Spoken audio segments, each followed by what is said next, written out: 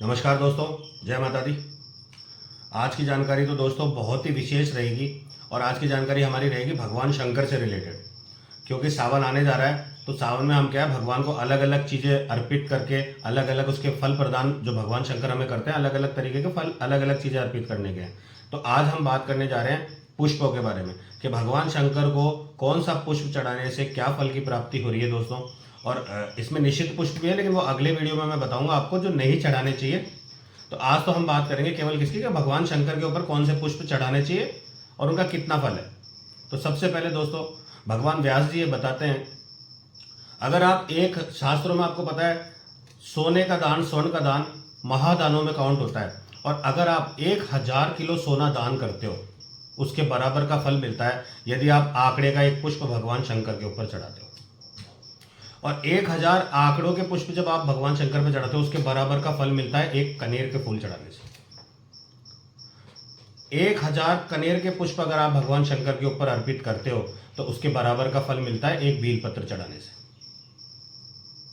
और 1000 दोस्तों बेलपत्र जब हम भगवान शंकर को अर्पण कर देते हैं तो उसके बराबर का फल मिलता है एक द्रोण पुष्प चढ़ाने पर। और 1000 द्रोण पुष्प जब आप भगवान शंकर पर चढ़ाते हो तो उसके बराबर का फल है एक अपामार्ग का पुष्प अगर आप भगवान शंकर के ऊपर चढ़ा देते हैं। और 1000 अपामार्ग का अगर आप भगवान शंकर के ऊपर पुष्प चढ़ाते हो ना तो उसके बराबर का फल है आप एक कुशा का अगर पुष्प चढ़ा देते हो भगवान शंकर के ऊपर। 1000 जब कुशा आप चढ़ा देते हो भगवान शंकर के ऊपर तो उसके बराबर का फल बताया गया है कि एक नीलकमल चढ़ाने से आपको प्राप्त होता है। और 1000 नील कमल अगर आप भगवान शंकर पे चढ़ा रहे हो उसके बराबर का फल बताया गया है शमी का एक पत्ता चढ़ाने पर। और अगर आप शमी के 1000 पत्ते भगवान शंकर को चढ़ा देते हो तो उसके बराबर का जो फल बताया गया ना वो एक धतूरे का पुष्प चढ़ाने पे है दोस्तों। और 1000 धतूरे के जब आप पुष्प भगवान शंकर के ऊपर अर्पण करते हो तो उसके बराबर का फल है एक शमी का पुष्प चढ़ा देना।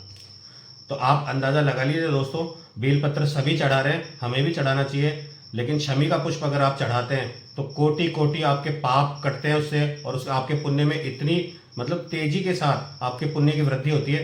तो दोस्तों मेरी मान्यता तो यही है कि धतूरे का पुष्प और शमी का पुष्प ये जितने भी मैंने बताया आप इनमें से कुछ भी चढ़ा सकते हैं, लेकिन क्योंकि बहुत आसानी के साथ उपलब्ध है, धतूरा बहुत आसानी के साथ मिल जाएगा आपको, तो जरूर भगवान शंकर के ऊपर चढ़ाएं। शमी का अगर आपको पुष्प नहीं मिलता है तो उसके पत्ते जरूर चढ़ाएं। और शनि ग्रह की शांति भी इसके माध्यम से हो जाएगी दोस्तों। अगर आप धतूरा चढ़ाते हैं तो राहु ग्रह की भी इससे शांति होती है।